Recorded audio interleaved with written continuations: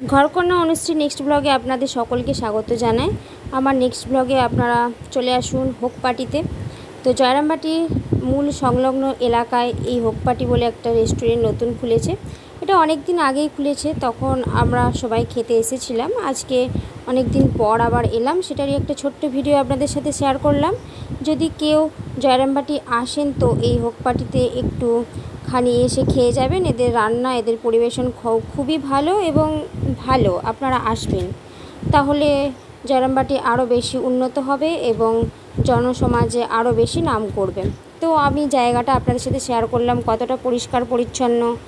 আর এখান থেকে অনেক কিছু ভিউ দেখতে পাচ্ছেন আপনারা। এরা আমার কলিগ, আমরা একসঙ্গে একটা স্কুলে কাজ করি। তো আমরা মাঝে মধ্যে এখানে চলে আসি। আমাদের পয়সার চিন্তাভাবনা হয় না, যেটুকু আমাদের পকেটে থাকে সেটুকুই খরচা করে ফেলি। তো এটা আমাদের অভ্যেসের মধ্যেই পড়ে যায়। জানি না ভগবান কি করবে, কিন্তু আমাদের খেতে ভালো লাগে তাই আমরা চলে আসি। কারা কারা এই রকম খাওয়ার কারণে পয়সা বেশি খরচা করেন কমেন্ট করে জানাবেন। তো এখানে এত সুন্দর সুন্দর পোস্টার টাঙিয়েছিল যে আমি ছবি না তুলে পারছিলাম না, তাই একটা ভিডিও বানিয়ে নিয়েছি।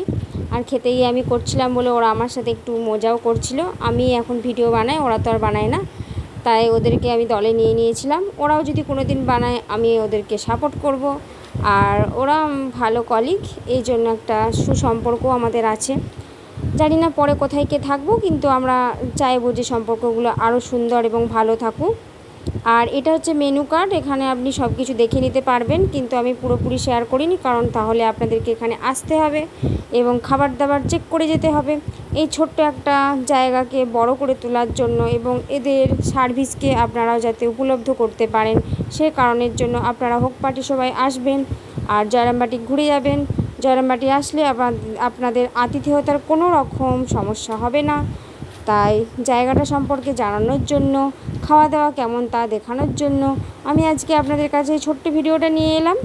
জয়রামবাটি ছোটো গ্রাম, কিন্তু অনেক সুন্দরভাবে সাজানো গোছানো। তো আপনারা সকলে আসবেন। আর হ্যাঁ, আজকের মেনুতে ছিল আমাদের বিরিয়ানি। আমরা বিরিয়ানি নিয়ে নিয়েছিলাম, যেহেতু 3 জন ছিলাম তাই জন্য 2টো অর্ডার করেছিলাম আমরা। সেটারই রায়তা দিয়েছে, স্যালাড দিয়েছে এবং বিরিয়ানিটাও খুবই ভালো বানিয়েছে, আমার তো ভালোই লেগেছিলো। আর যিনি আছেন ইনি সার্ভ করে দিচ্ছিলেন, এটা আমার খুব ভালো লেগেছে। না হলে আমাদের নিজেদেরকেই করতে হয়, তো আমরা করতে গেলে অনেকটা সময় পড়ে যায় বা উল্টে যাওয়ার ভয় থাকে, তো উনি করে দিলেন। যাই হোক, ভিড় কম ছিল বলে হয়তো ওনার টাইমটা পেয়েছিলেন, তো এটাও দেখে ভালো লাগলো। আর তার সাথে একটা শরবত দিয়েছিল, যেটা আপনাদের সাথে শেয়ার করা হয়নি। তো এটা হয়তো আমরা গেছিলাম বলে বা এখন নতুন হয়তো পুজো আসছে বলে দিচ্ছিল আর কি একটা করে শরবত। তো সেটাও খুব ভালো লেগেছে, জলজিরা দিয়ে তৈরি এবং সেটাও খুব ভালোভাবে বানানো ছিল। সেটা আপনাদের সাথে আমি শেয়ার করতে পারিনি, তখন অনেকটা শেষের দিকে দিয়েছিল, তো সেটা দেওয়া হয়নি। বাকি মোটামুটি আমার খুবই ভালো লেগেছে, আপনাদের সাথে ভালো লাগলো বলে শেয়ার করলাম। তো আপনারা আসবেন আর এই ছোট জায়গাকে বড় করার জন্য ধন্য করবেন। যারা যারা দেখছেন তারা কমেন্ট করবেন ভিডিওটি কেমন লাগলো, আর আমার এই ছোট ভিডিও বা মিনি ব্লগটি আপনাদের কেমন লাগলো, এটা কমেন্টে আমাকে অবশ্যই জানাবেন আপনারা।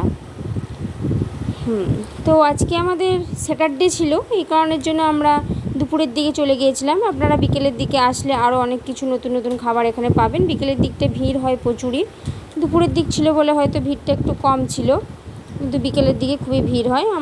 আমার বোনেরা এলে বা আমাদের ফ্যামিলি অনেকেই ওখানে যায়, আমরা খাই প্রায়ই। কিন্তু খাবার দাবার খুবই সুন্দর এবং পরিষ্কার পরিচ্ছন্ন, এটাই সবথেকে বড় কথা। খাবার যেখানে খাবেন সেটা পরিষ্কার হওয়া প্রয়োজন, তাই না? সে কারণের জন্য এই জায়গাটা খুবই ভালো। তো আপনাদের সঙ্গে এই যে ভিডিওটা শেয়ার করলাম। হ্যাঁ, তারপরে বাড়ি চলে এসেছিলাম। বাড়িতে দেখি ফ্রিজে একটা আইসক্রিম রাখা আছে, তো আমি সেটা ডেজার্ট মনে করে খেয়ে ফেললাম।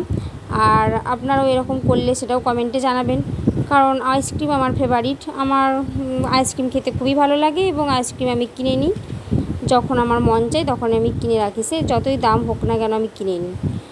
আর ভিডিওটি ভালো লাগলে লাইক এবং সাবস্ক্রাইব